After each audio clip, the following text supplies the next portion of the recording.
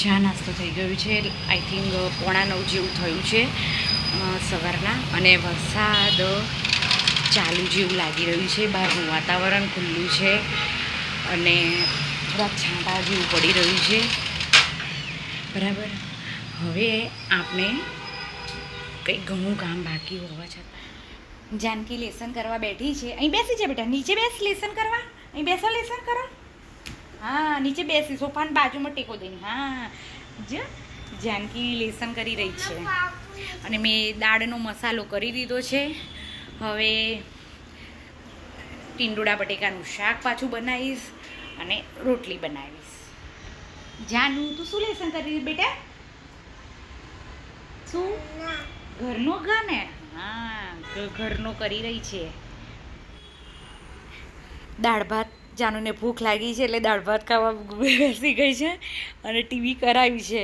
TV જોતી જોતી બેન દાળ ભાત ખાશે. બોલો, આ છોકરાઓનો શોખ બી.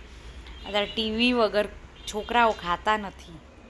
રોટલી તૈયાર થઈ ગઈ છે. આમને કાર્તિકના પપ્પા આવી ગયા છે, એમને જમી લીધું.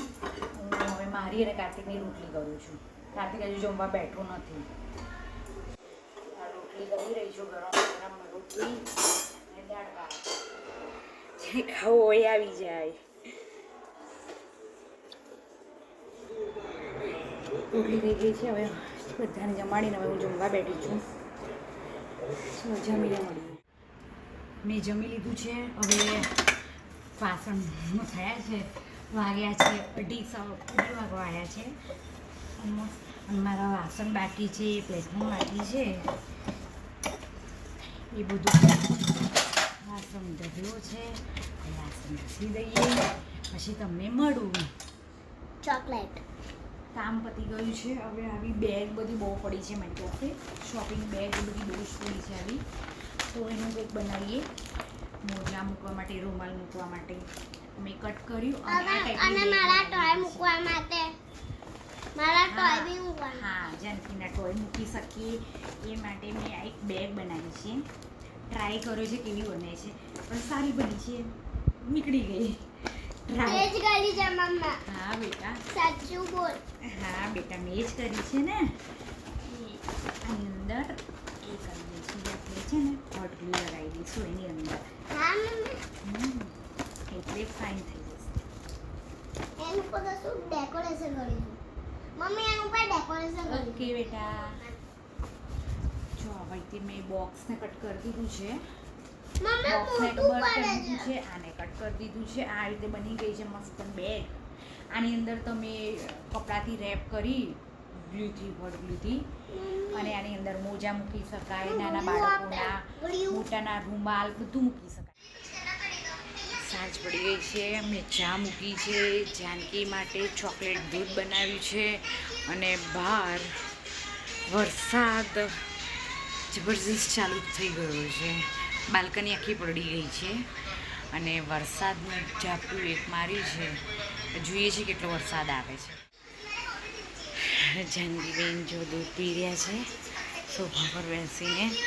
આજે એને સાદું દૂધ ના પીધું. બહારનું વાતાવરણ, બહાર વરસાદનું વ્યૂ બતાવું તમને. હા, વરસાદ તો પડે છે, જબરજસ્ત વરસાદ પડી રહ્યો છે. મારા ઘરે પડ્યા રહેતા ગ્લાસ વધારાના એક્સ્ટ્રા માટીના, એમાંથી આ મેં બનાવ્યું છે ઝુમ્મર. સાંજ પડી ગઈ છે, જમવાની તૈયારી કરી છે. શું બનાવીશું પાછું? સાંજ પડે અને જમવાનું શું કરું એ પ્રશ્ન અહીં દરેકને ઊભો રહે છે. અને વરસાદ ચાલુ છે. કાર્તિકના પપ્પાએ કીધું ખમણ બનાવે. હવે ભજીયા બનાવું, ખમણ બનાવું. પાછો કાર્તિક માટે ભાત વઘારવાનો તો રહેશે. શું કરું? કન્ફ્યુઝ છું. ચલો, કંઈક તો ખમણનો લોટ છે, એની અંદર સોડા આપેલો છે, એડ કરેલો છે સોડા આપેલી છે.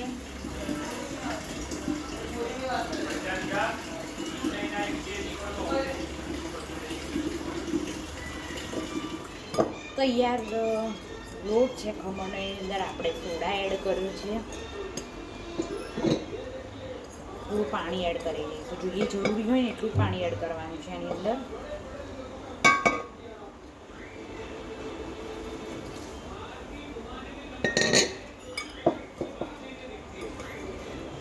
જરૂરી હોય એટલું પાણી એડ કરી જઈશું આપણે. એની અંદર અને 5-10 મિનિટનો રેસ્ટ આલીશું, જેથી કરીને અંદરનો સોડા એ થઈ જાય, મેલ્ટ થઈ જાય અને જેથી કરીને ખમણ બેટા બનાવે છે. હા, જાનકીના ફેવરેટ યલ્લો વાળા પાણી પોચા કરી દીધું છે. 10 મિનિટ આને રેસ્ટ આપીશું. રેસ્ટ આપ્યા પછી રેડી થઈ ગયું છે. 10 મિનિટ જેવું થઈ ગયું છે. 10 મિનિટ જેવું હવે આપણે સ્ટીમ કરી દીધું છે વેફરને મેં અને હલાવું છું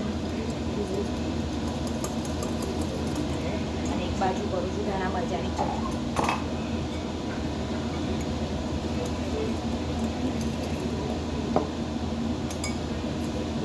ધીરા ફ્લેમે તો લીધું છે સ્ટીમર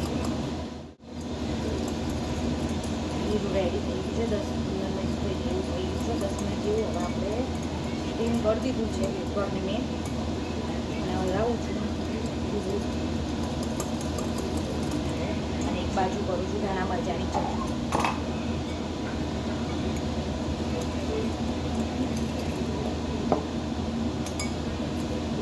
ધીરા ફ્લેમે તો લીધું છે સ્ટીમર. ગરમા ગરમ ખમણ રેડી થઈ ગયા છે.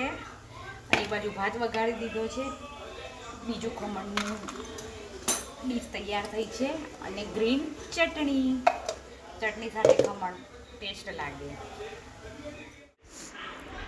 ખમણ ભાત વઘારેલો ટેસ્ટ મજા આવી ગઈ. મેં બધાએ ખાઈ લીધું છે. હવે ખાધા પછી આપણી ડ્યુટી છે વાસણ ઘસવાની. ચલો હું વાસણ ઘસી દઉં, પછી જાનકીને લેસન કરાવવાનું છે એટલે પછી એને હોમવર્ક કરાવીશ. ઓકે, કામ પતી ગયું છે. હવે જાનુનું હોમવર્ક સવારનું બાકી છે એ હું હોમવર્ક કરાવી દઉં એને. કામ વાસણ ઘસી ગયા, કચરા બધું થઈ ગયા છે કમ્પ્લીટ. હવે પથારીઓ કરવાની તૈયારી કરી રહ્યા છીએ, પણ એ પહેલાં લેસન કરાવવું જરૂરી. જાનકીનું હોમવર્ક થઈ ગયું છે. જાનકી બેન ઊંઘવાની તૈયારી કરી રહ્યા છે. ચલો, એને બહુ ઊંઘ આવે છે. ચલો, કાલે ફરી મળીશું. જય શ્રી કૃષ્ણ.